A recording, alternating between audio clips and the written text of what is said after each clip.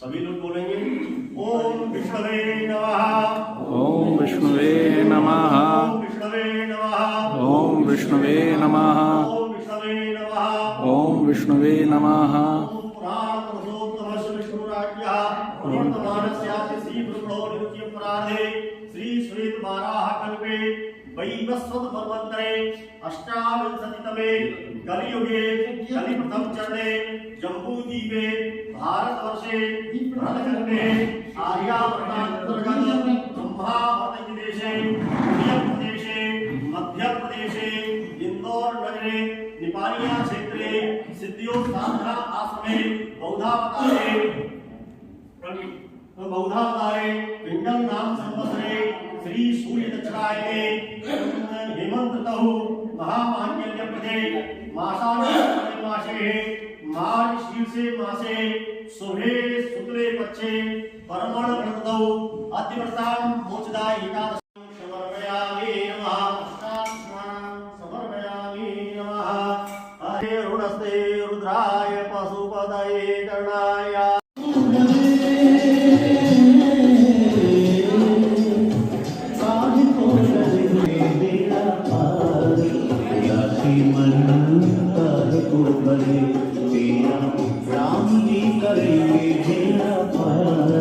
उदासी मन काहे को करे तेरा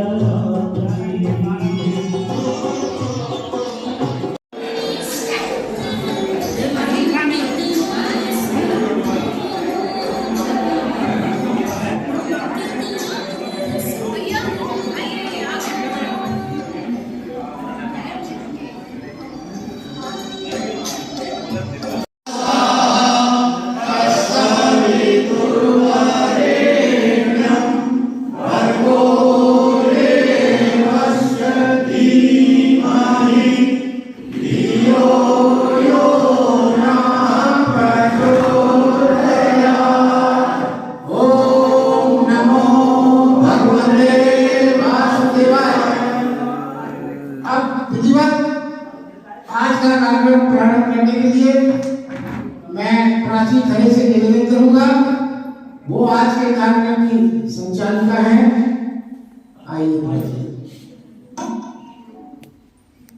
हमारे भागवत जिज्ञासु मंच के सभी माननीय आदरणीय और स्मरणीय सदस्य को मेरा नमस्कार। मैं प्राची खरे हूँ और आज का जैसे प्रोग्राम हम 2 दिवसीय मना रहे हैं गीता जयंती का। तो मनाने का 2 ही उद्देश्य था। एक तो गीता जयंती मनाने का एक अपने को मौका मिल गया जो कभी बहुत रेयरली मिलता है, ऐसे स्कूल्स में भी नहीं मनाते हैं। तो ये कारण था। तो कल हमने एक छोटी सी पूजा तब करी थी बड़ी सी। आज हम दोबारा जो है भगवान को फिर से ध्यान करते हुए पूजा से शुरुआत करेंगे भगवान की। तो थोड़ी सी आराधना वाली भगवान से पूजा करेंगे। तो पापा और सिद्धार्थ से बोलूंगी कि आए और भगवान को पुष्प अर्पित करके आज के कार्यक्रम को आरंभ करें। हरे ओम स्वस्ति नः इंद्रो बृहस्पतिः स्वस्ति नः पूषा विश्ववेदाः स्वस्ति नस्तार्क्ष्यो अरिष्टनेमिः स्वस्ति नो बृहस्पतिर्दधातु भद्रं कर्णेभिः शृणुयाम देवः भद्रं पश्येमाक्षभिर्यजत्राः स्थैरञ्जये तुष्टवाग् शस्तनो भिर्वसे महि देवहितं यदायुः ॐ द्यौः शान्तिरन्तरिक्षं शान्तिः पृथिवी शान्तिः प्रापः शान्तिः रोषधयः शान्तिः वनस्पतयः शान्तिर्विश्वे देवाः शान्तिर्ब्रह्म शान्तिः सर्वज्ञं शान्तिः शान्तिरेव शान्तिः सामां शान्तिरेधि शान्ति शान्ति सुशान्तिर्भवतु।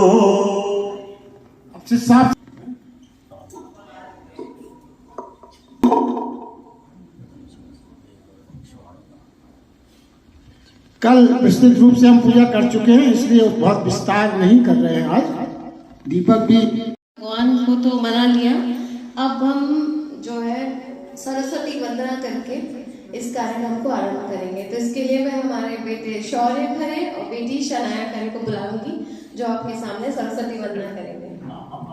शारदे माँ, हे शारदे माँ, अज्ञानता से हमें तार दे माँ। हे शारदे माँ, हे शारदे माँ, अज्ञानता से हमें तार दे माँ। तू स्वर्ग की देवी है, संगीत तुझसे हर शब्द तेरा है, हर गीत तुझसे। तू स्वर्ग की देवी है, संगीत तुझसे हर शब्द तेरा है, हर गीत तुझसे। हम हैं अकेले, हम हैं अधूरे, तेरी शरण में हमें तार दे माँ। हे शारदे माँ, हे शारदे माँ, अज्ञानता से हमें तार दे माँ। तू श्वेत वर्णी कमल पे विराजे, हाथों में वीणा मुकुट सर पे साजे। तू श्वेत वर्णी कमल पे विराजे, हाथों में वीणा मुकुट सर पे साजे।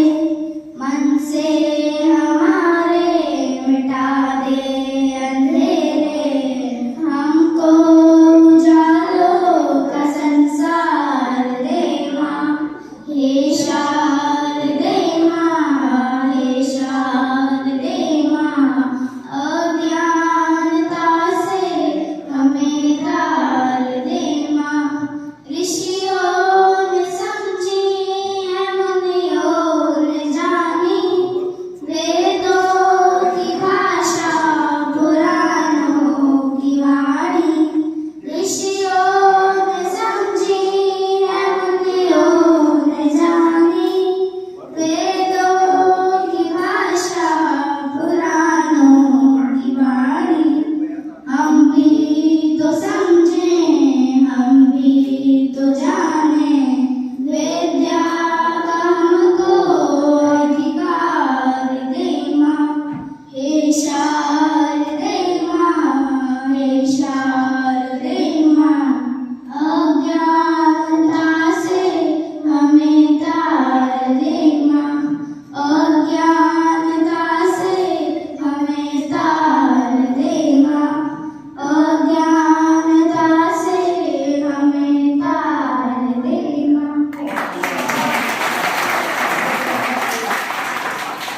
आप सभी का गीतों से स्वागत करने के लिए मैं स्वागत गीत प्रस्तुत करने के लिए बुलाती हूँ हमारी प्यारी सी अंजनी को, जो सिद्धंदर की पोती है।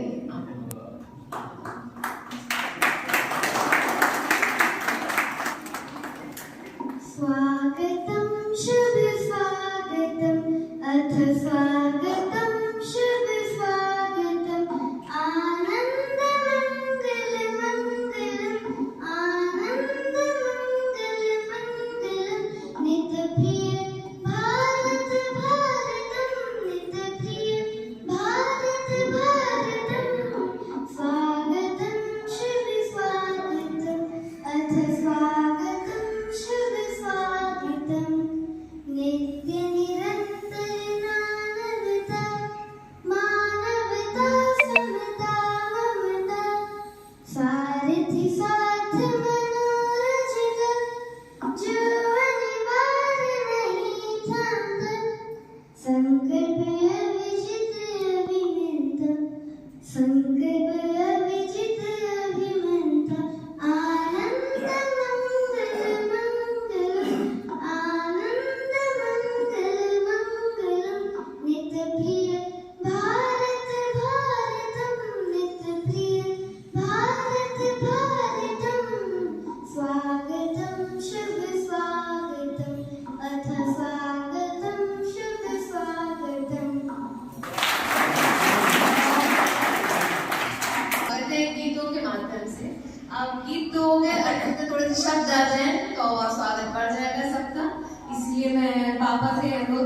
जी आए और वो शब्दों से स्वागत करें आप सभी का। सभी मेरे अपने प्रिय आदरणीय सभी का मेरी तरफ से बहुत बहुत स्वागत, बहुत बहुत अभिनंदन, सभी को प्रणाम। मित्रों, जैसा आप जानते हैं ये 2 दिवसीय श्रीमद् भगवद गीता जयंती का प्रोग्राम ये हमारा परम सौभाग्य है और भगवान कृष्ण की बहुत कृपा है हमारे ऊपर कि हमें ये अवसर प्रदान करा। सच माने कोई कितना भी चाहे, कितना भी प्रयास करे, मगर ऐसे शुभ संयोग परमात्मा की कृपा से ही बनते हैं। तो हमें इस बात से बहुत आनंद मिलता है कि प्रभु की कृपा हमारे पूरे जिज्ञासु परिवार भगवद गीता के प्रत्येक सदस्य के ऊपर है। और ये हमारा एक और सौभाग्य इसमें जुड़ता है कि हम आज, कल और आज और निरंतर अप्रैल माह से शनिवार इतवार 12 से 1 बजे तक भगवद गीता का कार्यक्रम यहाँ करते हैं। इस आध्यात्मिक चेतना से भरपूर स्थल जिसके कण कण में अनुष्ठान, साधना, उपासना की ऊर्जा छिपी हुई है।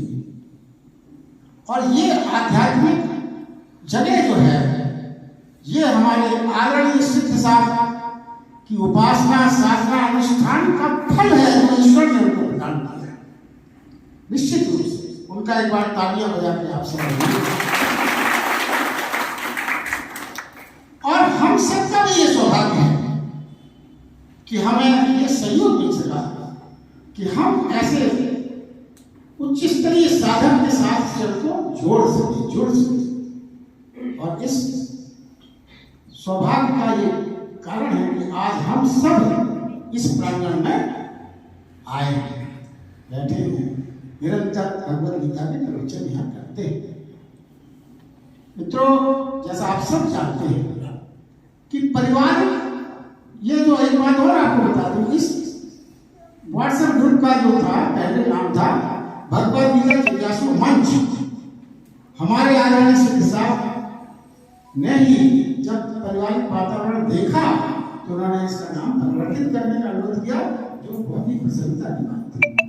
जब नाम परिवार हो गया तो फिर हमें कुछ ऐसी गतिविधि भी करना चाहिए कि परिवार के लोग कम से कम आपस में एक दूसरे से मिलें, पहचाने, जाने और एक दूसरे के सुख दुख में भागीदार होने का संकल्प। तभी तो परिवार का औचित्य होगा, परिवार से क्या। ये बड़ा सुखद है कि आज इस तरह का आयोजन हम यहाँ कर रहे हैं। तो देखिए, यहाँ पर आप सबका अभिनंदन और स्वागत तो मैं करता ही हूँ। साथ साथ मैं आपको ये भी कहना चाहता हूँ इस तरह के आयोजन का क्या औचित्य है, क्या महत्व है, क्यों ऐसी रूपरेखा बनाई गई। तो पहली बात तो आपको बता दें कि आप सबका औपचारिक परिचय हो सकता है। दूसरी महत्वपूर्ण बात यह है कि हर परिवार का एक वरिष्ठ जन काफी लंबे समय से, करीब करीब अप्रैल माह से निरंतर यहाँ आ रहे हैं। तो कम से कम उनके परिवारजनों को ये पता तो होना चाहिए कि हमारे ये जो परिवार के वरिष्ठ हैं वो जाते कहाँ हैं, वो जगह कैसे है, वो किनके साथ मिलते हैं, किनके साथ उठते बैठते हैं। आज अगर उनके मन में कोई शंका भी नहीं होगी, पता नहीं कहाँ जाते हैं, क्या करते हैं, वो आज निर्मूल हो गई होगी। उन्हें लगा होगा कि नहीं, जहाँ भी जा रहे हैं सही जगह जा रहे हैं, जो कुछ भी कर रहे हैं ठीक कर रहे हैं। लेकिन कहीं ना कहीं आज मनुष्य का स्वभाव है, शंका बनी रहती है। और तीसरा कारण जो सबसे महत्वपूर्ण है वो इतना है, इस पारिवारिक मिलन के कारण मैं आप में और युवा वर्ग में, बच्चों में, घर की महिलाओं में भगवद गीता के प्रति रुचि की जागरण करना चाहिए, जागृत करना चाहिए। देखिए, मैं वहीं से प्रारंभ करता हूँ जितना भगवद गीता के बारे में आपको मालूम है। आप सब जानते हैं भगवद गीता में अर्जुन ने युद्ध की शुरुआत की, तैयारी की और वो रणभूमि में पूरी तैयारी से आया, मगर जब उसने अपने सामने अपने रिश्तेदार रिश्तेदारों को, भाई बंधुओं को देखा, मित्रों को देखा, तो उसका मन डामाडोल हो गया। और कृष्ण भगवान ने उसे पूरे अध्याय में इस बात का समझाया कि जीवन में कुछ ऐसी स्थिति आ जाती है जब कर्तव्य रूप में उसका पूरा करना आवश्यक होता है। और एक इतना आपको सबको मालूम है। तो मित्रों, मैं कहना ये चाहता हूं कि अर्जुन क्या है?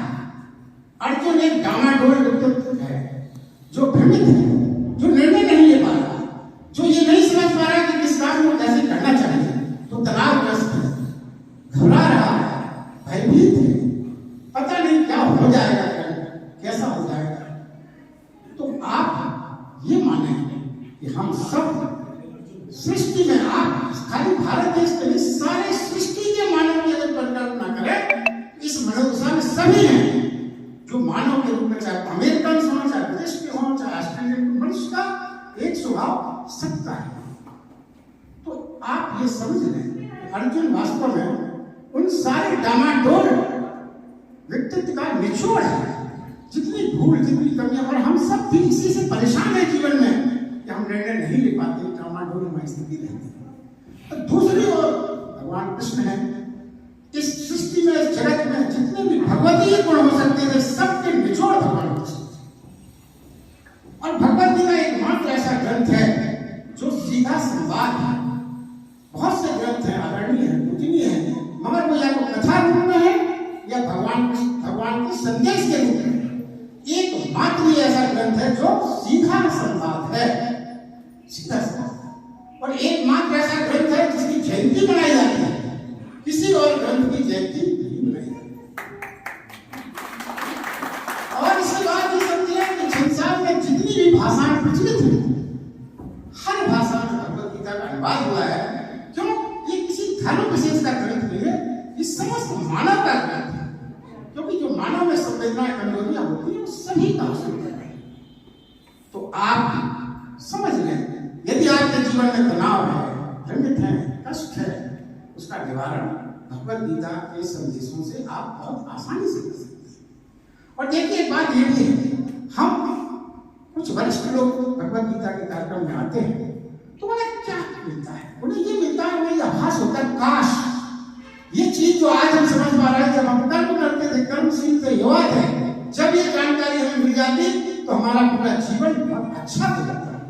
सबके अंदर ये भाव होता है। वो एक गाना है ना, जब तक मैंने समझा जीवन क्या है, जीवन बीत गया। तो ये मनोदशा है। तो जो युवा लोग हैं, उनके पास ये मौका है कि वो अपने जीवन में इन क्षणों को, जो आज हम पछता रहे हैं, उस समय में क्यों ना पता चला, आज आपको ऐसा मौका मिला है कि आपको पता चल रहा है कि भगवत गीता से आप अपने जीवन को बहुत सुंदर, सुंदरतम और सफल, यशस्वी, कल्याणकारी जीवन जीने के लिए आप बहुत कुछ पा सकते हैं। सिर्फ आपको प्रयास करना है। जीवन में एक बार कुछ ये भी कह सकता है कोई, हमारे यहाँ तो सब ठीक चल रहा है, ऐसी कोई गड़बड़ी नहीं है जो आप कह रहे हैं। तो एक सूत्र है जीवन का, आप कितना भी श्रेष्ठ काम क्यों ना कर रहे हो, उससे श्रेष्ठतम किया जा सकता है। कभी भी न समझे, आपने कितनी भी अच्छी तरह से कोई काम परफॉर्म किया हो, उससे सुंदर, उससे श्रेष्ठ हो सकता है। देखिए, मानव की प्रगति का कोई छोड़ नहीं है। एवरेस्ट की चोटी की ऊंचाई नापी जा सकती है, मगर मनुष्य की ऊंचाई जहां तक वो पहुंच सकता है, उस रास्ता पर नापा जा सकता है, न कभी नापा जा सकेगा। कितनी भी उन्नति आप कर सकते हैं, तो अपनी उन्नति से संतुष्ट मत हो, लगे रहे, लगे रहे। और ये बच्चों को, सबको मेरा यही संदेश है, यही करने के लिए। देखिए, आप ये कह सकते हैं। दूसरी बात देखिए, जो बहुत शॉर्ट में बच्चों को समझ में आएगी, जैसे कुछ बच्चे ये तय करते हैं कि हमें क्रिकेट खेलना है, तो क्रिकेट खेलने के लिए जब वो जाएंगे, सबसे पहली बात क्या होगी, उन्हें मैदान ढूंढना पड़ेगा। मैदान की उखड़, पतवार और तमाम चीजें उनको साफ करनी पड़ेगी। इसको आप साधना से जोड़ते चले। पहला काम ये करना पड़ेगा उन्हें। जब वो ये कर लेंगे तो फिर खेल शुरू होगा। खेल शुरू होगा, कोई बॉलिंग करेगा, कोई बैटिंग करेगा, और वो बॉल करेगा, बॉलिंग करेगा, कोई फील्डिंग करेगा। इतने में ही मान लीजिए कोच आता है, कोच कह लीजिए या मॉडल का कोई वरिष्ठ क्रिकेट में पारंगत है, उन्हें वो बताएगा कि बॉल को ऐसे पकड़ो, ऐसे फेंको, बैट को आगे रखो, पीछे रखो, ये करो। ये अपने जीवन में जब हम साधना के क्षेत्र में आते हैं तो गुरु मिलने की परिकल्पना होगी। उसके बाद जब आप उसको ठीक से खेलने लगते हैं बच्चे, तो फिर उनका स्टैंडर्ड बढ़ता है तो और उच्च श्रेणी का गुरु उनको मिलता है। मान देखिए यहाँ ये मान के चले आप, जो कुछ भी हम कर रहे हैं साधना, बच्चे तो खेल रहे हैं, एक गुरु के एक दिन कोच के समझाने से 2-4 दिन उस कोच की बात मानने से कुछ नहीं हो सकता। निरंतरता चाहिए, एकाग्रता चाहिए, परिश्रम चाहिए, समय लगेगा उस समय के लिए धैर्य चाहिए। इसी प्रकार साधना है, निरंतर लगे रहें, धैर्य रखें, एकाग्रता बनाए रखें, तभी आप जीवन में सफल हो सकते हैं।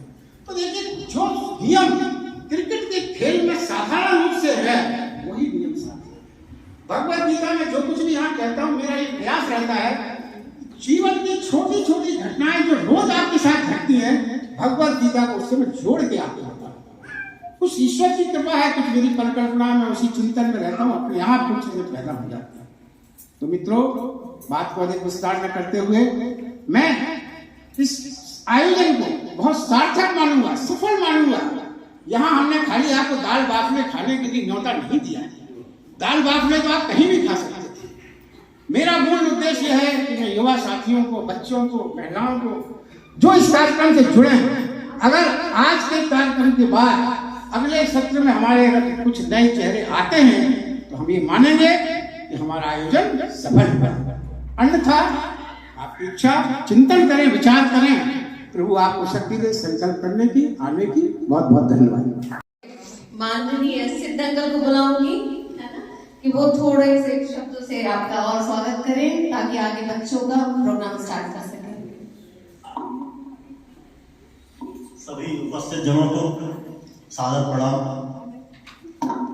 यम ब्रह्मा वरुणेन्द्र रुद्रमरुता स्तवन्ति स्तवैषदै वेदैः साङ्गपदक्रमोपनिषदैः गायन्ति यं शान्तिका ध्यानावस्थिततद्गर्भेण मनसा पश्यन्ति यं योगिनो यस्यान्तं न विदुः सुरासुरगणाः देवाय तस्मै नमः।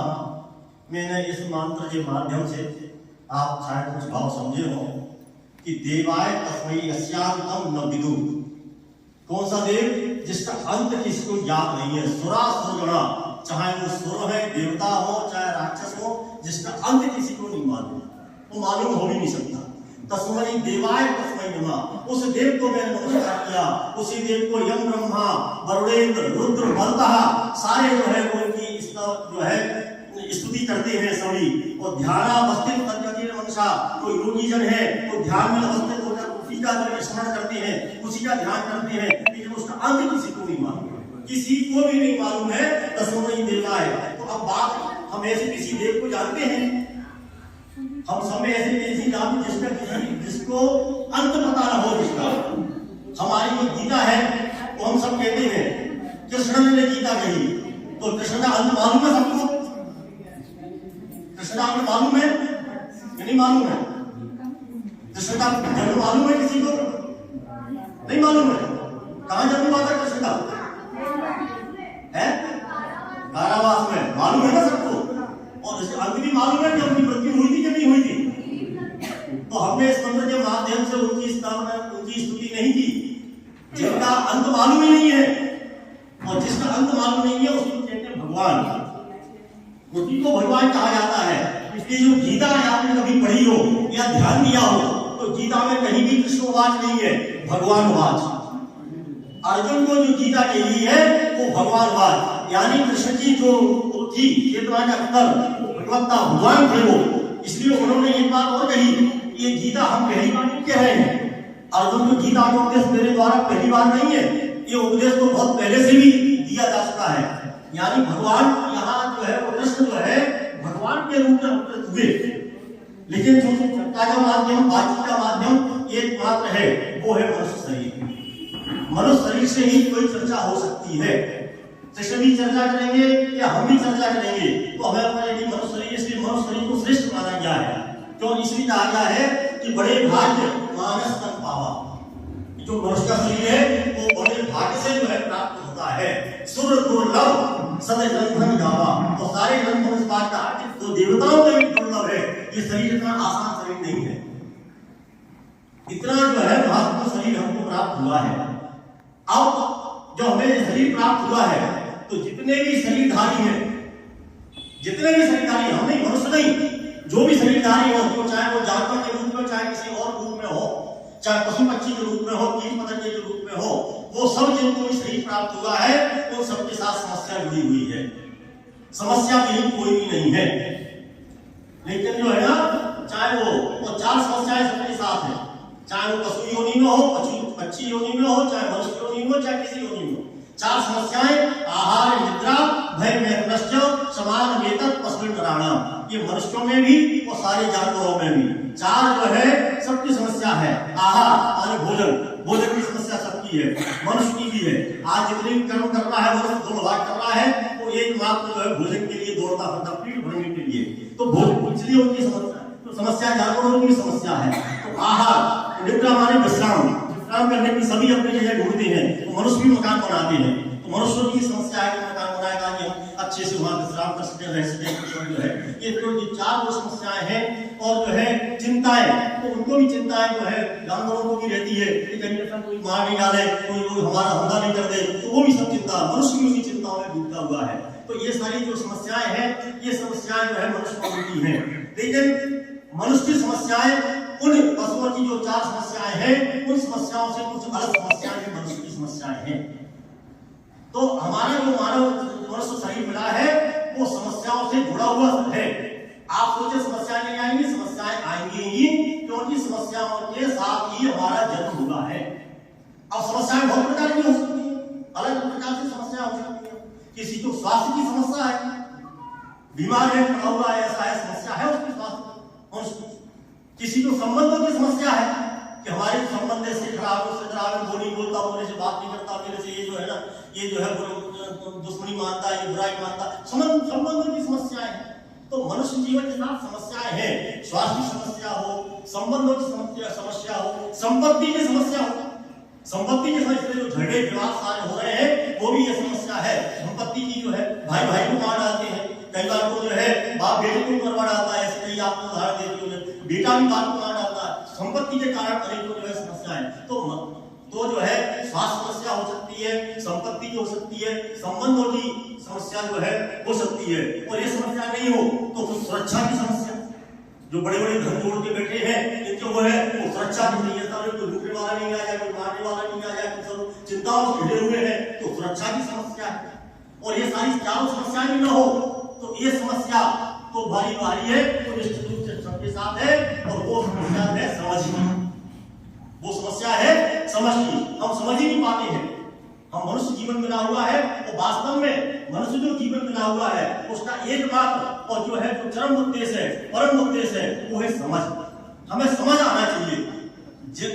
शासन तो सब ले रहे हैं, पशु भी ले रहे हैं, हम भी ले रहे हैं, सब ले रहे हैं, लेकिन समझ की समस्या हर एक के साथ है। हम समझते नहीं है कि भाई क्यों हमें मनुष्य जीवन मिला है। हम जो है बहुत आज का जो ट्रेंड चल पड़ा है वो जो है ट्रेंड ये चला है कि भौतिकवादी युग में हम जो है बस हमें पैसा कमाना, पैसा ढूंढना, लेकिन उस पैसे का क्या सदुपयोग है, आप क्यों पैसा कमा रहे हैं, क्यों आप उसका क्या आपका उपयोग करना चाहते हो, ऐसा किसी को ज्ञान नहीं है, ये समझ ही नहीं है। बस पैसा इकट्ठा होना है और पैसा इकट्ठा छोड़ के चले जाएंगे। मैं कई बार सुनता हूँ कि LIC में और दूसरे संस्थाओं में अरबों खरबों रुपया जमा पड़ा है, लेकिन हम देने वाले, क्लेम करने वाले नहीं, पैसा पड़ा हुआ है, क्लेम करने वाले नहीं बचे, तो उन्हें पैसा जोड़ के रख गए, लेकिन वो उन्होंने कोई तो उन्होंने अपने जीवन भी बर्बाद किया सिर्फ पैसे के लिए, क्योंकि समझ नहीं है। तो समझ की समस्या जो है, तो सबके साथ समझ की समस्या जो है जुड़ी हुई है, हम समझते नहीं है। अब ये तो छोटी छोटी समझ है, लेकिन बड़ी समझ है, बहुत बड़ी समझ तो ये है कि हम जो है सबकी समझ है कि हम मरते हैं, सबकी समझ है कि नहीं, लेकिन ये जो है समझ ठीक नहीं है। मनुष्य का जो है शरीर मरता है, शरीर जो है मरता है, और जो आत्मा है वो कभी मरती नहीं है, वो जन्म लेती है दूसरे शरीर में, दूसरे शरीर को धारण करती है। ये गीता में ही कहा गया है, कि गीता के संदेशों में ये भी बहुत बड़ी ये समझ तो बहुत बात समझ में आएगी तो मरती नहीं है।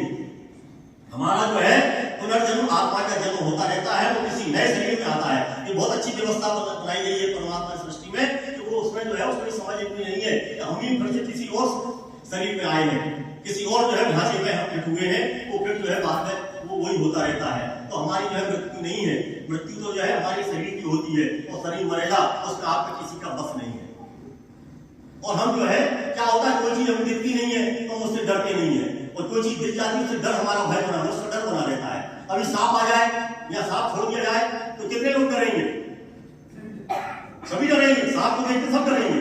हालांकि सांप काटने के लिए नहीं आता, मारने के लिए नहीं आता, जो हमारी समझ है कि सांप काटते ही है, ऐसा नहीं सबको सांप नहीं काटता। बहुत सारे सबके हाथ में भी घूमते हैं, दिखाते भी है, सब पकड़ते भी है, उनको सांप जो है तो सांप जो है समस्या नहीं है, समस्या हमारी समझ है। तो हम अभी कोई क्रिमिनल लुटेरा आ जाए तो बंदूक तमंचा चलाने लगे तो हमारा डर भर जाएगा कि नहीं? भर जाएगा कि नहीं? कोई आज यहाँ हवाई फायरिंग कर दे तो डर भर जाएगा लुटेरा। तो ये हमारी समझ है कि हम सब जो है ना डरते हैं क्योंकि दिख रहा है, लेकिन एक जो नहीं दिखने वाला है उससे कोई नहीं डरता है। तो दिखता नहीं है वो क्या है? वो क्या है जिससे हमें डर नहीं है? वो हमारा सब कुछ छीन लेता है, लूट लेता है, लेकिन हमें जो है समझ नहीं आता वो क्या है। वो है समय। वो क्या है? समय है, काल है, वो हमारा छीन लेता है। हमारा बचपन है, बचपन छीन लेता है, पता ही नहीं चलता। आप कितनी कोशिश करो कि हमारा बचपन नहीं जाए, छीन लेता है समय, बचपन चला जाता है। जवानी आती है, जवानी छीन लेता है, हमें पता ही नहीं चलता है। आपकी कोई ताकत भी नहीं है कि उसको आप रोक पाओ कि मेरी जवानी तो बनी रहे।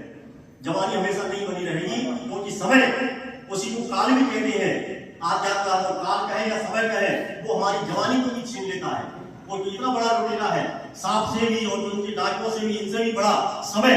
और समय के साथ हमारा जो है जवानी भी छिन जाती है, बुढ़ापा भी आ जाता है, बुढ़ापा भी छिन जाता है, फिर ऐसे जो है चलता है। तो उसको हम डरते नहीं है। क्यों नहीं डरते? तो हमें समय का पता ही नहीं है, वो समय का ख्याल ही नहीं है। तो हमारी समझ जो है तो समस्याएं, बात ये है समस्याएं हैं, लेकिन सारी समस्याओं का तो मतलब ऐसा कोई भी मनुष्य नहीं है कि जिसके साथ समस्या न हो, और सारी समस्याओं का समाधान है। और वो समाधान कहां पे है? वो समाधान है गीता में। इसलिए आज गीता सर्वमान्य है। आज जो है हर उसमें जो है अपने जो है परिवारों में समझ ले, समाज में समझ ले, देश में समझ ले, विदेशों में भी गीता की इतनी प्राथमिकता क्यों मिली है? क्योंकि गीता मनुष्य की सारी समस्याओं का समाधान करती है। सारी समस्याओं का समाधान गीता में उपलब्ध है। और गीता कहां से प्रारंभ हुई? कहां से प्रारंभ? किससे शुरुआत की गीता की? गीता जो हम पढ़ रहे हैं हमारे सामने आई है, जिसको सबसे पहले श्रेय है, किसने गीता को किया बताओ? गीता जो है सबसे पहले हमारे सामने आई, उसकी शुरुआत हुई धृतराष्ट्र में। गीता का जो शुरुआत है वो पहला श्लोक है, वो धृतराष्ट्र से शुरू होता है। वो धृतराष्ट्र जो है क्या था? धृतराष्ट्र जो है जन्मांध था, जन्म से ही अंधा था वो। और हम सारे जो मनुष्य हैं वो हम सब भी अंधे हैं, हम जीवनांध हैं, हम जीवन में हमारे अंधापन है, हमें को अज्ञान है। उसी अज्ञानता से सारे जो विवाद हो रहे हैं, सारे जो झगड़े हो रहे हैं, सारे जो लोग भागे जा रहे हैं, संपत्ति इकट्ठी करने लग रहे हैं, ये सब हमारा अज्ञान है। अज्ञान का जो है तो वो जो अंधा था, अंधे से ही हमारा, और हम भी हमारे अपने जीवन में हमारे अंधकार की अंधे से कारण ही हम जो है सब जो है परेशानियों में और अपनी समस्याओं में घुसे हुए हैं। और उन्हीं समस्याओं को लेकर के चले जाते हैं, और जब जाते समस्याओं को लेकर तो आते भी समस्याओं को लेकर बुरी समस्याएं बनाती है। इसलिए समस्याएं खत्म नहीं होगी, पीढ़ियां तो बदलती हैं, पीढ़ियां बदलती है, समस्या नहीं बदलती है। समस्या क्यों बदलती? जो पीढ़ी जाती है वो समस्याओं को लेकर जाती है, और जब जो है वो आत्मा दूसरे उसमें आती है वो समस्या साथ में लेके आती है। तो जाने और आने का जो क्रम है वो समस्याओं के साथ जुड़ा हुआ आता और चला जाता है। यदि हम कोशिश करें कि अपनी समस्या का समाधान, तो गीता में सारा समाधान उपलब्ध है। गीता में 4 पात्र हैं, सबको मालूम है कितने पात्र हैं? 4 पात्र हैं गीता में, जिनसे पूरी गीता की चर्चा हुई है। धृतराष्ट्र का हमने नाम लिया ही है, धृतराष्ट्र जो है वो है। दूसरा जो है धृतराष्ट्र का सबसे महत्वपूर्ण जो है रोल ये है कि उसने अपने सारथी को वहां भेजा कि तुम देखो सब। वो सारथी कौन था? संजय। कि संजय ने सारी रिकॉर्डिंग की गीता की, नहीं तो वो संवाद ही रह जाता। उनका जो संवाद है, कृष्ण का उनका संवाद हुआ है वो संवाद नहीं, संजय वहां मौजूद था, तो संजय सारी रिकॉर्डिंग कर रहा था। वो सारी रिकॉर्डिंग उस समय संजय ने जो है अपने उससे की, दिव्य दृष्टि से, दिव्य ज्ञान से, दिव्य शक्ति से उसने सारी रिकॉर्डिंग की और रिकॉर्डिंग को वहां संप्रेषित किया। देखो धृतराष्ट्र को भेजता रहा, बताता रहा वो सब, ये सब जो है ये हो रहा है। तो ये धृतराष्ट्र पात्र है गीता में, दूसरा जो है संजय पात्र है, और तीसरा जो है अर्जुन है ही, और कृष्ण हम जानते ही हैं। वो सब जो है 4 पात्र हैं। इन गीता जो है 18 अध्यायों में और 700 श्लोकों में गीता यही है। 700 श्लोकों में 4 पात्र हैं, चारों के अपने अपने जो है वर्जन है। तो हम देखें धृतराष्ट्र का एक ही रोल है, उसने एक ही श्लोक बोला गीता पहले, धर्म क्षेत्रे कुरुक्षेत्रे संवेदा युसवा मामका भगवाचैको किम कुर्वत संजय। संजय सब एक ही प्रश्न किया और एक प्रश्न ही जो है सारी समस्याओं के समाधान पा लिया। सारी चीजें सुन ली उसने। तो ये एक प्रश्न करो, आपके अंदर भी जब प्रश्न जागृत हो जाए, आपके अंदर भी जिज्ञासा जागृत हो जाए, तो आप भी समाधान पा सकते हो। आप अपने से भी जो है प्रश्न करें कि भाई आज हम जो कर रहे हो क्यों। तो प्रश्न जो है धृतराष्ट्र एक प्रश्न था, एक जो है, और संजय ने 40 श्लोक बोले। संजय ने कितने श्लोक बोले? 40 श्लोक जो है संजय के हैं।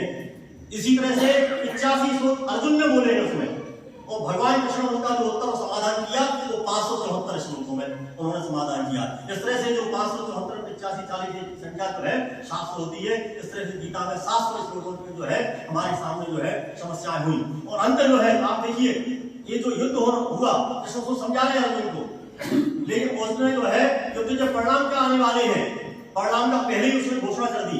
इसने संजय रिकॉर्डिंग कर रहा था, पूरा सब सुनकर के सारे दृश्य देख रहा था। तो अंतिम जो श्लोक है गीता में वो संजय का श्लोक है। संजय ने क्या बोला धृतराष्ट्र को, यत्र योगेश्वरः कृष्णो यत्र पार्थो धनुर्धरा तत्र श्रीर विजयोर भूतः ध्रुवा नीतर मतर्मम। ये जो है नीति, अटल नीति है कि जहां जो है कृष्ण है, जहां अर्जुन है, तो जहां जिज्ञासु है, जहां समाधान करता है, तो ये नीति ध्रुवा नीतर और मतर्मम, मेरा भी मत है ये, यानी परिणाम पहले घोषित कर दिया उसने। तत्र श्री विजयो भूता, वही विजय है, वही श्री है, वही विभूति है, सब कुछ वही है। और दुर्गा बाद में कितना क्या परिणाम बाद में रिजल्ट पहले से डिक्लेयर था। जैसे अपने चुनाव वोटिंग होती ना, तो रिजल्ट लोग अनुमान लगा के सब बातचीत करके बता देते हैं कि भाई ये पार्टी का सब। तो वो संजय ने उसका रिजल्ट पहले ही डिक्लेयर कर दिया था। तो गीता का जो अंतिम श्लोक है वो यत्र योगेश्वरः कृष्णो, जहां कृष्ण है वहां जो है।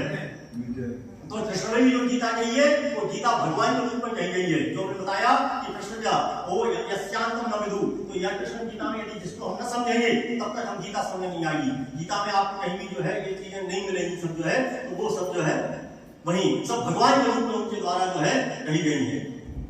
आज आप सब जो है गीता जयंती के अवसर पर यहाँ पर उपस्थित हुए हैं, आप सभी का हम हार्दिक अभिनंदन करते हैं।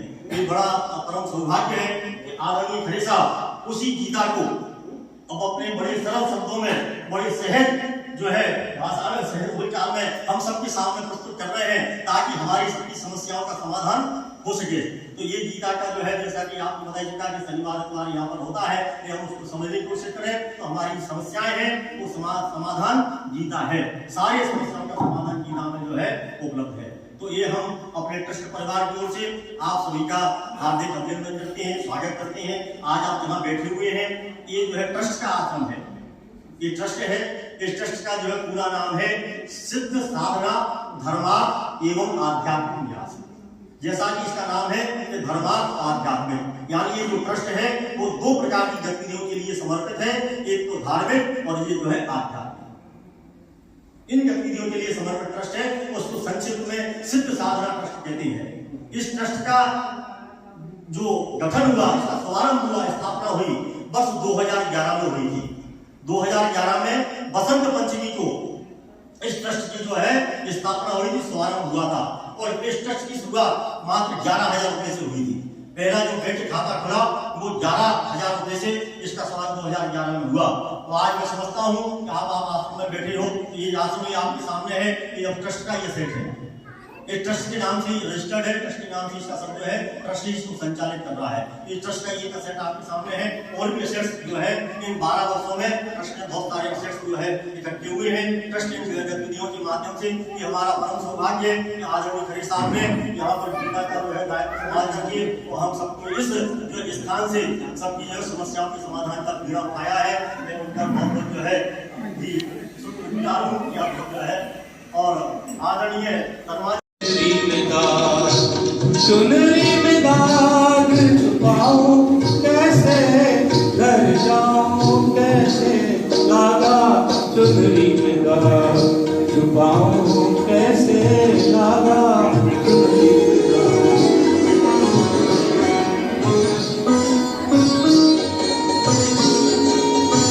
हो गई मेरी मोरी चुनरिया, मोरे बदन से मोरी चुनरिया, हो गई मैंने मोरी चुनरिया। भूल गई सब वचन बिता के, खो गई मैं ससुराल में आके, भूल गई सब वचन बिता के, खो गई मैं ससुराल में आके। बाबू से नजर मिलाऊं कैसे, घर जाऊं कैसे, लागा चुनरी में दाग छुपाऊं कैसे, लागा। परमात्मा से इसकी हुई है। तो यहाँ आकर हमने अपने बीच दाग लगाए हैं। तो चलिए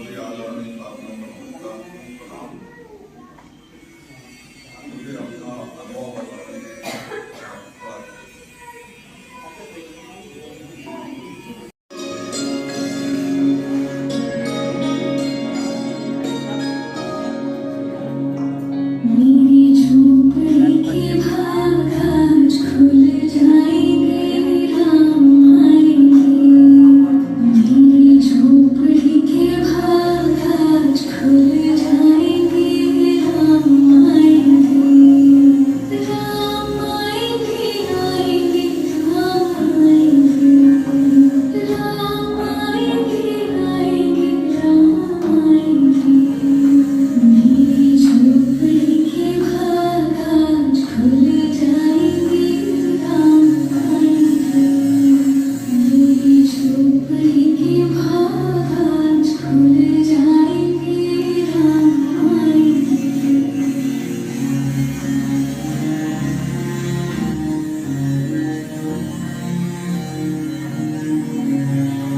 राम आएंगे तो अंगना सजाऊंगी, दीप जला के दिवाली मनाऊंगी।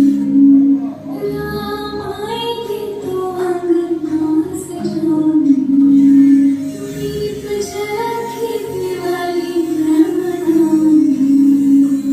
मेरे जन्मों की सारी पाप मिट जाएंगे, राम आएंगे। मेरी झोपड़ी के भाग आज खुल जाएंगे, राम आएंगे।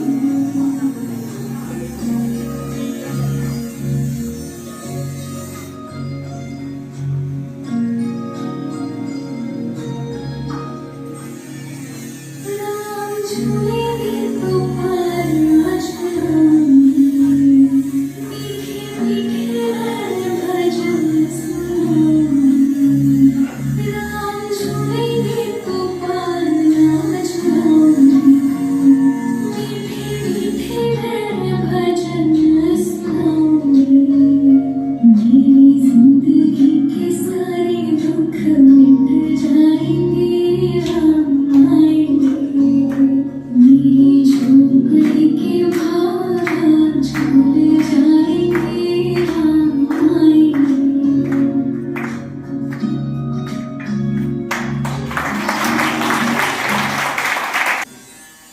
कृपा से सब काम हो रहा है, मेरा आपकी कृपा से सब काम हो रहा है।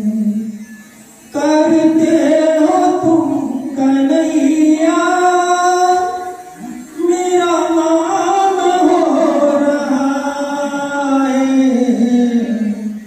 मेरा आपकी कृपा से सब काम हो रहा है।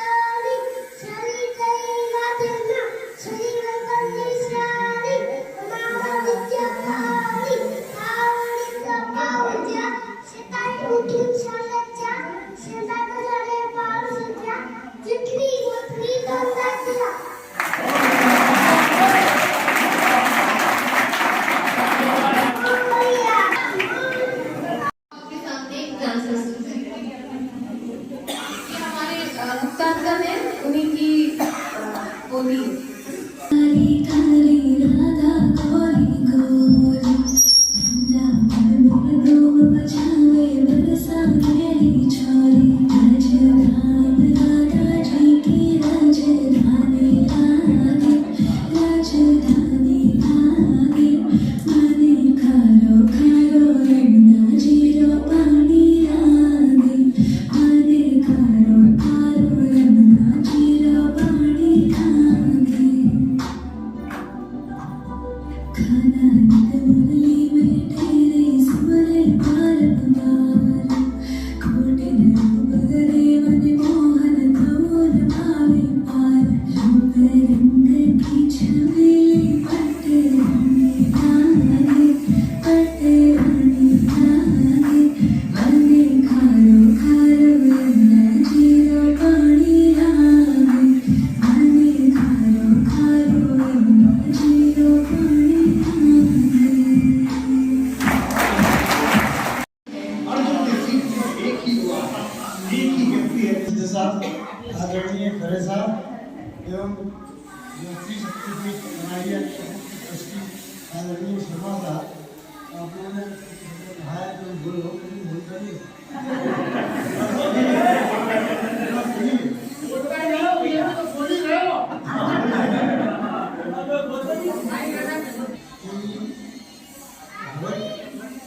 गीता की प्रति मेरी रुचि प्रारंभ से रही है।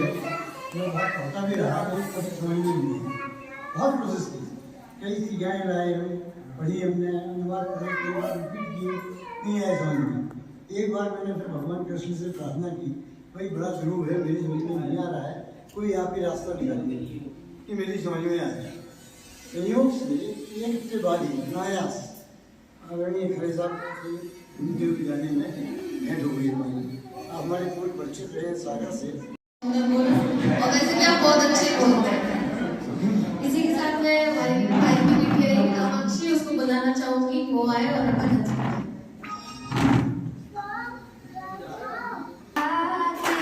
मन कारो कारो यमुना जीरो पानी लागे मन कारो कारो यमुना जीरो पानी लागे यमुना जी तो कारी कारी राधा गोरी गोरी वृंदावन में धूम मचावे बरसाने दी छोरी यमुना मैया कारी कारी राधा गोरी गोरी वृंदावन में धूम मचावे बरसाने दी छोरी राजधाम राधा जी की राजधानी लागे राजधानी लागे मन कारो यमुना जीरो पानी लागे मन कारो कारो यमुना जीरो पानी लागे ना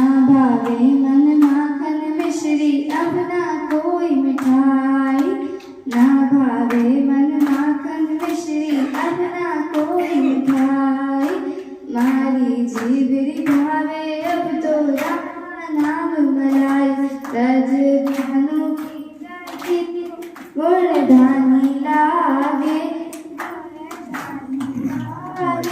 मन कारो कारो यमुना जीरो पानी लागे मीठे रस से भयोरी राधा रानी लागे महारानी लागे मन कारो कारो यमुना जीरो पानी लागे मन कारो कारो यमुना जीरो पानी लागे।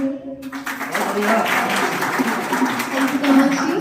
इसी के साथ हमारे श्री राम डांडे अंकल जी को बुलाऊंगी, वो आए और एक शब्द और अपने अनुभव। आदरणीय सिद्धू साहब और आज के इस कार्यक्रम में इस सभागृह में उपस्थित सभी सज्जन आज गीता जयंती के अवसर पर मुझे बोलने का सौभाग्य प्राप्त हुआ। तो गीता जी का जो संबंध है मेरा काफी पहले से रहा है। मुझे याद आता है कि 81 में मैंने अपनी सर्विस ज्वाइन की थी सारणी में, और मैं क्या था कि शुरू से ही थोड़ा सा अपने आध्यात्मिकता से मैं थोड़ा सा प्रभावित रहा हूँ, और मैं कहीं न कहीं किसी न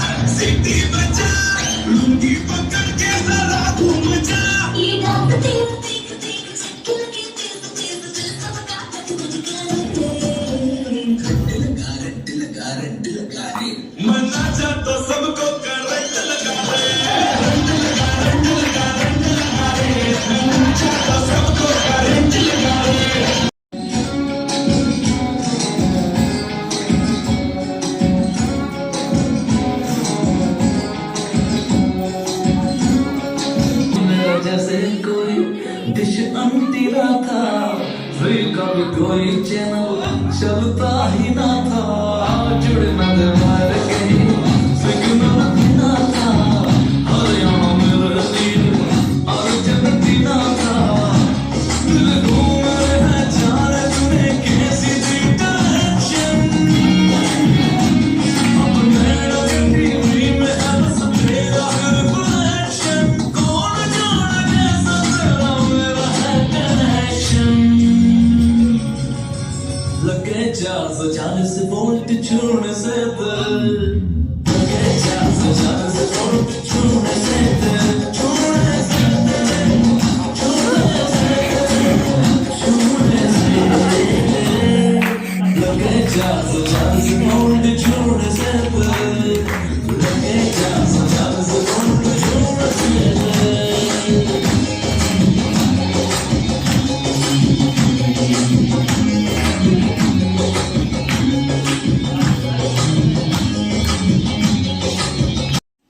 आदरणीय खरे साहब, आदरणीय सिद्ध साहब और आप सभी गीता परिवार के सदस्य,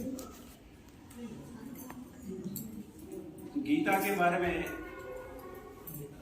कई पहले वक्ताओं ने सब कुछ बता दिया है, और मुझे और गीता के बारे में कोई किस तरीका कोई वर्णन करना की जरूरत नहीं है।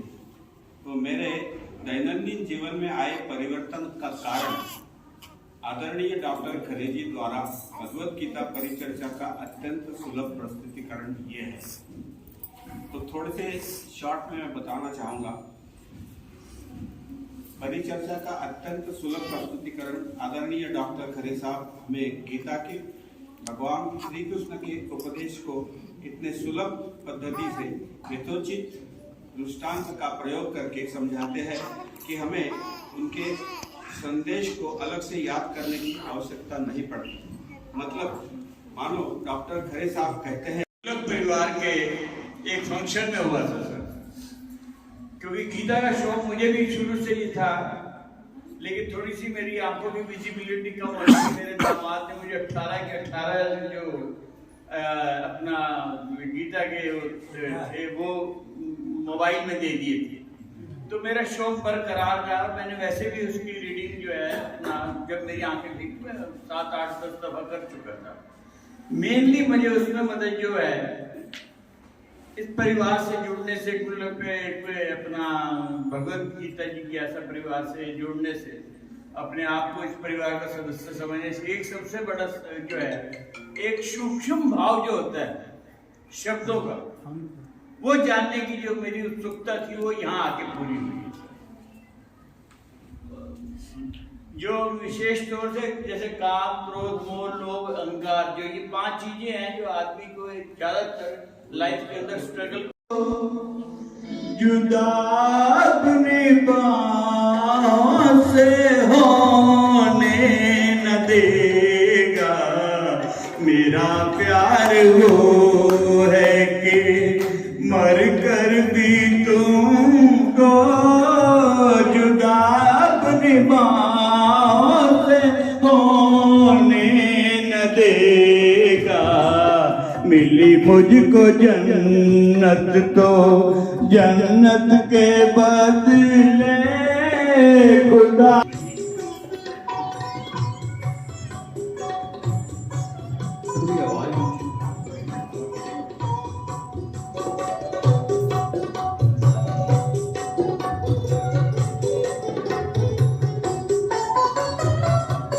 जमाना तो करवट बदलता रहेगा, नई जिंदगी के तराने बनेंगे, मिटेगी न लेकिन मोहब्बत हमारी, मिटाने के बहाने बनेंगे, हकीकत हमेशा हकीकत रहेगी, कभी भी न इसका फसाना बनेगा।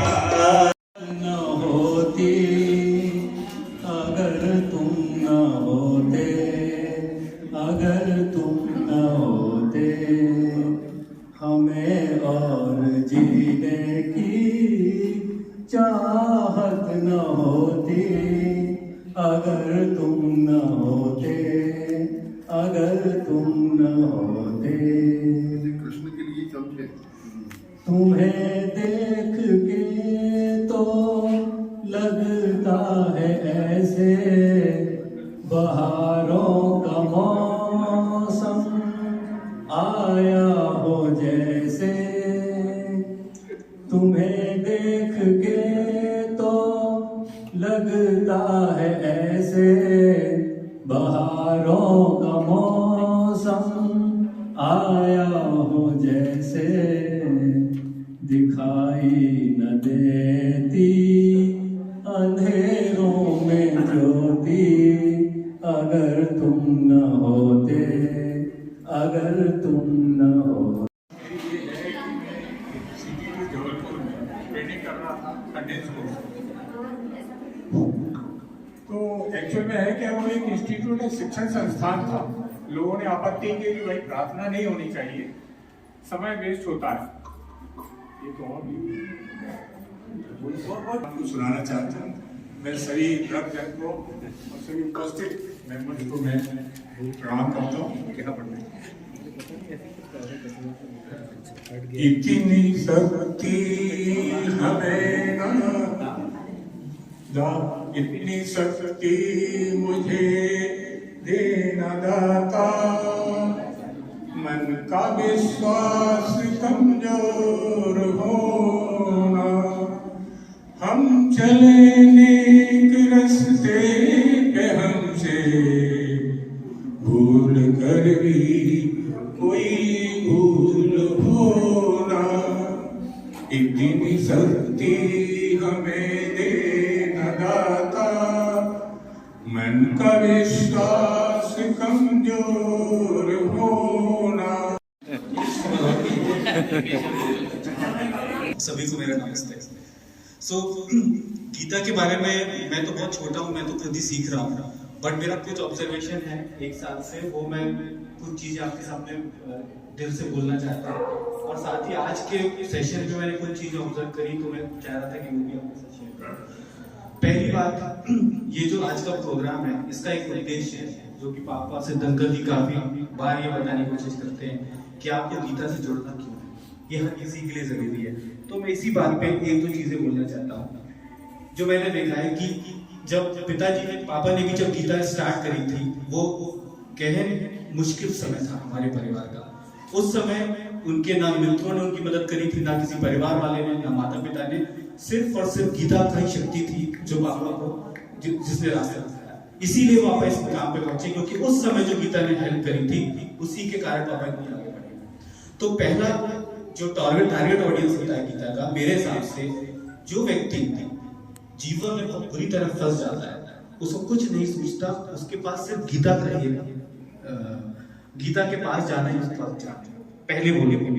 दूसरे वो लोग होते हैं जो गीता से जुड़ना चाहते हैं और जो जुड़ना चाहिए, जिनको जीवन में बड़े काम करने हैं, वो जो शक्ति है और वो जो सुविचार है, और जो बोलते हैं कि कायनात आपकी मदद करती है। तो जब आप गीता के रास्ते से जाओगे तभी वो कायनात की शक्ति आपको मिलेगी, उसके बिना आप वो बड़े काम कर ही नहीं सकते। तो ये दूसरे लोग हैं, और जो अभी जॉब में हैं, मैं उनके लिए बोलना चाहता हूँ, गीता से जुड़ने का एक बहुत ही बड़ा कारण है। तीसरे लोग जो गीता से जुड़ने चाहिए वो है हमारी बहनें, माताएं, लेडीज। आप गीता से जुड़िएगा, आपके मन में जो विचार हैं, जो भाव हैं, वो इतने परिपक्व और इतने शुद्ध हो जाएंगे कि आपके घर में वातावरण ही चेंज हो जाएगा। गीता में एक बात बोली गई है कि हर कर्म, हर वचन, हर भाव का रिफ्लेक्शन होता है। तो गीता आपको मूल रूप से चेंज करती है। तो अगर आप लोग जुड़ेंगे और अच्छे से, आप बच्चा कर रहे हैं तो और अच्छा होगा आपका जीवन में। कुछ भी ऐसी बात है तो वो भी ठीक हो जाएगी। चौथे हैं जो छोटे छोटे बच्चे हैं, मैं अपने बच्चों को भी बोलता हूँ कि गीता का कुछ चीजें सुनो, भले तुम्हें समझ में नहीं आए, क्योंकि इनके भावी जीवन की बुनियाद बहुत सॉलिड बन जाएगी। इसीलिए हर किसी के पास एक बहुत बड़ा रीजन है एक्चुअली में गीता से जुड़ने के लिए। कोई सा भी रीजन ले लीजिए और जुड़ जाइए। अंकल लोग हैं, अंकल लोग चाहते हैं पूरा जीवन देख लिया, मैं देख रहा हूँ अंकल लोग ही ज्यादा आते हैं, क्योंकि उनका टाइम भी है और वो शायद अपने जीवन को सही डायरेक्शन में रखना चाहते हैं। वो अपना समय बिना मतलब की चीजों में व्यतीत नहीं करना चाहते, तो उनको एक अच्छा चीज मिली है। तो एक ये बात थी। दूसरी बात है, आज सिद्ध अंकल ने एक बहुत अच्छी बात बोली थी कि गीता के 4 पात्र होते हैं। मुझे इसके पहले पता नहीं था, लेकिन मुझे एक स्टोरी पता है इनकी, धृतराष्ट्र। तो मैं आज आपके सामने जरूर बोलूंगा, धृतराष्ट्र को गीता सुनने का अवसर क्यों मिला। ये भी भगवान की एक लीला थी, क्योंकि आप ये देखिए, जब अर्जुन ने पूरे कौरवों को मारा, तो अर्जुन को मारने का श्रेय मिला गीता की शक्ति से। लेकिन उसी युद्ध में सबसे ज्यादा सफर किसने किया था? धृतराष्ट्र। उसके 100 के 100 पुत्र मर गए थे। तो एक ये वक्तव्य है कि युद्ध के बाद धृतराष्ट्र ने श्री कृष्ण से सवाल किया था कि इस युद्ध में सबसे ज्यादा उत्साह मेरा ही क्यों हुआ, मेरे 100 पुत्रों की बलि क्यों दी भगवान, इसका जवाब दीजिए आप मुझे, मैं घोर विशाल हूं। भगवान ने उसका जवाब दिया कि हे धृतराष्ट्र, ये सब कर्म के कारण है। तूने आज से 50 जन्म पहले चिड़िया के 100 अंडों को तोड़ दिया था, और उस चिड़िया ने जब आगे देखा कि मेरे बच्चे नहीं, तो उसने श्राप दिया था मनी में, और उसने ये बोला था कि एक दिन तू भी अपने पुत्रों की मृत्यु अपने सामने दिखेगा और तू गहन विषाद में जाएगा। तो ये तो होना ही था, उसी का फल तुमने इस जन्म में भुगता। दुर्योधन ने एक और प्रश्न किया जो बहुत सोचने वाली बात है कि 50 जन्म के बाद ही क्यों हुआ, ये मुझे पहले मिल जाता, इतना लंबा समय मुझे क्यों दिया गया आपने, इतने देर तक क्यों इसको रोक के रखा। तो उन्होंने बहुत ही अच्छा जवाब दिया, गीता की थ्योरी से निकला है कि देख दुर्योधन, 100 पुत्र पाना भी बहुत बड़ा काम होता है, उसके लिए बहुत पुण्य लगते हैं। तो तूने जो 49 जन्म लिए थे, तूने अपने पुण्यों का सृजन किया, पुण्य इकट्ठा करे, उसके बाद तू इस जन्म में इस लायक बना कि तेरे 100 पुत्र होते। लेकिन विधि का विधान यह है कि जब तेरे 100 पुत्र होंगे तो उनको मृत्यु को प्राप्त होना होगा, और ये पूरी गीता इसलिए रची गई, और तेरे 100 पुत्र की बलिदान इसी तो ये बहुत बड़ी सीख है कि कर्म का फल तो मिलेगा ही, और गीता सुनते सुनते आपको एक बात और समझ में आएगी कि सिर्फ कर्म ही नहीं, भाव और विचारों का भी वापसी होती है। तो ये गीता ही सिखा सकती है, क्योंकि उसका कंट्रोल हम नहीं कर सकते, बहुत सूक्ष्म रूप से जाना पड़ता है। इंग्लिश में एक कहावत है, it is very necessary to be simple. सरल होना बहुत जरूरी है, but it is very difficult to be simple. तो उसका जवाब गीता ही है। इसीलिए गीता इतनी कॉम्प्लेक्स है, क्योंकि सरल होना इतनी छोटी बात है। तो ये सब चीजें हैं। और मैंने गीता पे गीत भी लिखा है कल रात को, एक कविता है, तो मैं और शॉर्ट कर देता हूँ क्योंकि लंबा है, मैं ज्यादा बात नहीं कर रहा हूँ कि मैंने क्या सीखा है। मैं सीधे इस पे आता हूँ कि जो मैंने कविता रची है कल। तो मेरा उद्देश्य इस कविता का ये है कि इस गीता जयंती के अवसर पर मैं गीता को एक अंतर्राष्ट्रीय पर्व के रूप में देखना चाहता हूँ। और मैं चाहता हूँ कि गीता का ज्ञान से पूरी पृथ्वी और सारी मानव जाति जाने। तो ये मेरी दिली इच्छा है, इसके लिए मैंने एक छोटी सी कविता ट्राई करी है। देश की शक्ति है गीता, भारत की भक्ति है गीता, देश का सम्मान है गीता, भारत का अभिमान है गीता। हर कठिन क्षण में गीता हर भ्रम को दूर करे गीता। गीता का महापर्व हो, यह स्वयं विजय का विश्व दिवस हो। हर घर में हो गीता, हर मन में हो गीता। और आप सभी को गीता जयंती की एक बार फिर से बहुत बहुत शुभकामनाएं। पायो जी मैंने वस्तु अमोलिक दी मेरे सतगुरु, वस्तु अमोलिक दी मेरे सतगुरु, कृपा कर अपनायो। पायो जी मैंने कृपा कर अपनायो। पायो जी मैंने राम रतन धन पायो। जन्म जन्म की पूंजी पाई, जन्म जन्म की पूंजी पाई, जग में सभी को आयो। पायो जी मैंने जग में सभी को आयो। पायो जी मैंने राम रतन धन पायो। खर्च न होए चोर न लूटे, खर्च न होए चोर न लूटे, दिन दिन बढ़त समायो। पायो जी मैंने दिन दिन बढ़त समायो। पायो जी मैंने राम रतन धन पायो। सत की नाम खिवटिया सतगुरु, सत की नाम खिवटिया सतगुरु, सभव सागर तर जायो। पायो जी मैंने भव सागर तर जायो। पायो जी मैंने राम रतन धन पायो। तूरा दे तेरा श्याम मनु में, निश दिन तेरे साथ रहूं मैं। तूरा दे तेरा श्याम मनु में, निश दिन तेरे साथ रहूं मैं। सावन का महीना हो घर घर में रखी हो, सावन का महीना घर घर में रखी हो। तू पटरी तेरी डोरी बनूं मैं, निस दिन तेरे साथ रहूं मैं। तू राधे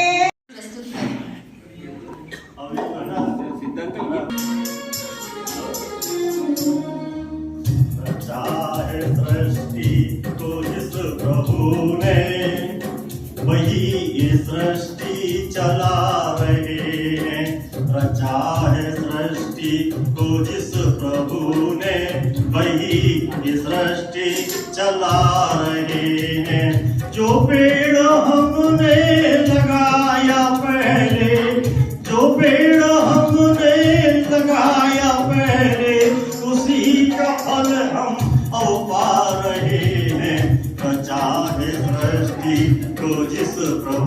में वही सृष्टि चला रही।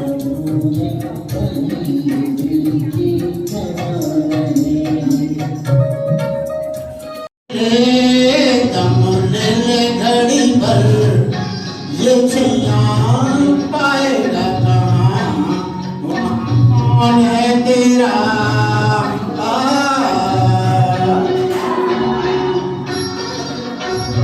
दूसरा वाला